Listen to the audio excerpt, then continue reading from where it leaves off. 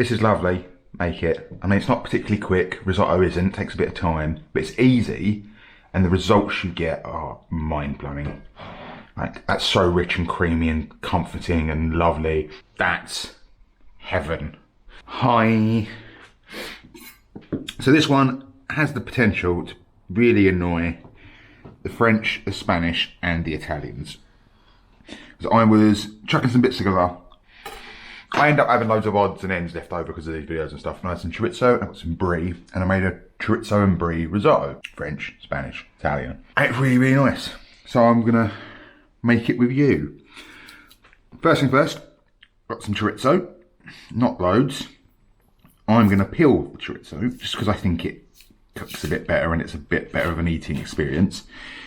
If you've got caseless chorizo, or you can't be bothered, that's perfectly fine. Just gonna slice this quite small.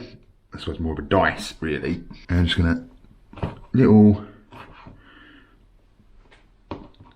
small cubes. And we're gonna put that in a pan on a low heat. We're just gonna slowly sweat out. There's not gonna put any fat in there because there's enough fat in that chorizo that we're gonna render that fat out of there, and that'll be enough. This is a saucier pan. It's like in between a frying pan and a saucepan. I think it's perfect for risotto. If I didn't have this, I'd probably use a frying pan over a saucepan. Half an onion. Now, usually I don't care too much about how fine you dice stuff, but in this recipe, it'd be quite handy if you could get the onion diced quite fine. Simply because the main bulk of the ingredient is going to be the rice, and you don't really want to eat chunks of onion. So you kind of want the onion to be about the same sort of size as the grains of rice. It hasn't got to be super precise, but if you can get it near enough there, it'll make everything a little bit nicer for you. And once you've got that diced, that's going to go in here as well. I'm making a decent sized portion for one, or a starter for two. The ingredients list in the description I'm going to put together will probably be more for two. So kind of ignore the amounts I'm doing here, really, unless you're just cooking for yourself, like me. So we're just going to sweat that onion down in there with that chorizo, and it's going to slowly pick up some of that lovely chorizo colouring. And we've got a chilli, which we're gonna likewise dice. I'm gonna leave the seasoning because I want this quite spicy. If you wanna leave the chilli out, feel free. If you want to add a really spicy chilli, feel free. Or if you want to just de-seed and demembrane that chilli to manage that heat a little bit, that's completely fine. And in here I've got about half a teaspoon of fresh thyme, picked from the garden. Now we're not going to put any salt in it. Normally if we were sauteing and sweating stuff down at this stage, we'd add some salt just to pull some of that moisture out of those onions. There's quite a lot of salt in a chorizo. Sausage in general is quite salty. So we're not going to add any salt at this phase. And I'm also using stock made from a stock cube, which is also quite salty. If you're using homemade stock that you know isn't salty, you might need to add some salt. But we'll taste at the end and see if we need to add any. So I've got 100 grams of arborio rice here for risotto. So I've actually got 500 ml of stock in there. Probably only need 400, but it's better to have too much than too little. You don't want to run out of stock. So we're just going to let them all sweat down for a few minutes. While that's doing that, last few bits to prepare. Got a chunk of brie here. We're not going to add this to the end, but you might as well get it prepped now. I'm just going to gently slice off the rind, and I'm going to eat it. Only because the rind doesn't really melt. To be fair, the brie isn't really going to melt. It's kind of hard to describe how it goes. It just turns to like gloopy, gluey sort of stuff. It's really nice and creamy and lovely. But the rind doesn't work. So I'm just going to take that rind off, and the chef's going to snap on it because it's lovely. It's a really nice bit of French brie. And with the rest of the brie, we are just going to, I mean, you could probably just pull it apart if you wanted to, but I'm going to use a knife. Just little cubes, that sort of big. I'm going to chuck them in at the end. Don't be precise or particular with it. And like I said, if you wanted to, you could just tear it up with your fingers. Should be on a low heat, so you shouldn't have to really worry about burning too much, but you do want to Keep it a little stirrer in there just to make sure everything's cooking evenly.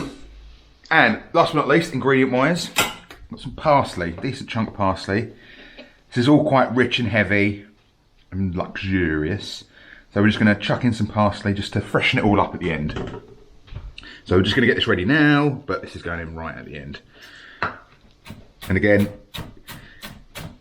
doesn't matter with the parsley, you want to leave it rustic, that's up to you. Get it really nicely finely diced, that's up to you. Stalks are fine, stalks are where all the flavour's at, don't worry, as long as they're not super woody.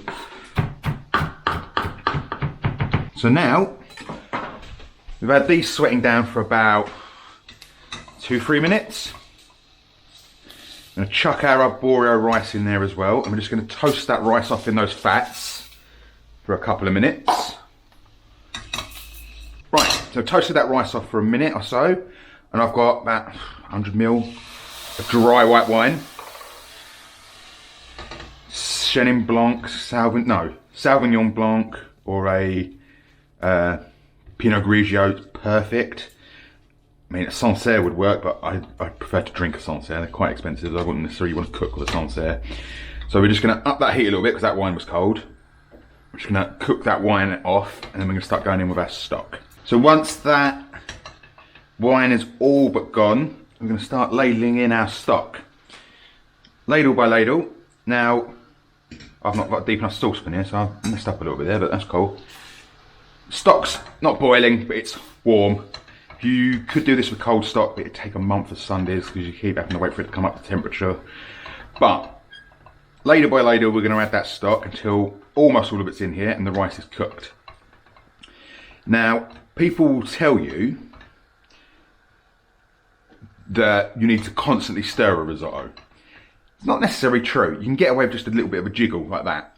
Because all you really all you're trying to accomplish is the individual grains of rice you want to agitate against each other, and then that's where all that starch comes in, or comes out of the rice, and you get that really lovely creamy risotto without any cream. Then once you can drag your spatula through the pan like that, and the liquid sort of stays where it is, and come in with another ladleful.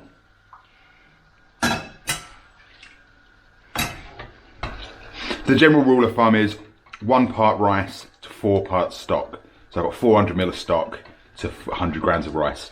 Got a bit of extra stock because just in case, and also a stock cube makes 500ml of stock anyway. Plus the wine counts as liquid, so you're going to need maybe even slightly less stock than that. The stock's mostly absorbed. Put another ladleful in and just rinse and repeat until you've got almost all your stock in there. Give the rice a taste, make sure it's cooked through, it's delicate. You don't want it turned to mush, we're not making rice pudding, we're making risotto. You still want a bit of a bite there, but obviously you don't want raw rice. It shouldn't be hard to bite through, but there should be the slightest bit of resistance. Just keep adding and stirring until we've got ourselves a lovely risotto, and then we'll finish it off. Right, quick wardrobe change, it's getting quite warm. And that little rice taste, see how we're doing for cooking this. A little bit longer. Might need a little bit more stock. Right, so that's done. Just had a taste, the rice is cooked, doesn't need any salt like I didn't think it would. If you're using, your chorizo might be a little less salty than me, and if you're using no salt, it's stock without salt in, you might want to add a bit of salt. I don't need any salt. I'm going to give it a few twists of freshly ground black pepper. And off the heat, we're going to dot in our brie, which has melded itself to my chopping board. You just want to dot it in and around because it's not going to melt through like a parmesan would. So just equally disperse your brie in your risotto. Probably don't even know why I bothered chopping this up. It's a lot easier to just tear it with your hands. So I'm just going to let that sit there for a little while, and then just give it a stir through. The heat is off and it should start to just melt its way through, but it's going to leave chunks of gooey, lovely brie behind. Right, so once the brie's all mixed in, well, like I said, you'll still end up with chunks of brie here and there. That's the beauty of it. But you should have a wonderful, rich, creamy sauce. We're just going to finish that off Stirring for our parsley, just to freshen it all up. And there she blows. What a beauty. So traditionally, risotto would be served on a plate. There's a trick where you put it on the plate and you bang the bottom of the plate to make it spread out in a nice, uniform manner. I just like to eat it out of a bowl. Make sure you get it all out because it's all 100% 24 karat fried gold. And bosh.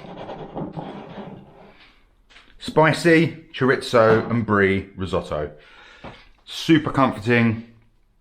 Not particularly healthy, but we don't have to be healthy all the time. Because it feels a bit weird having a spicy risotto, but I really like it. The fatty from that brie, it's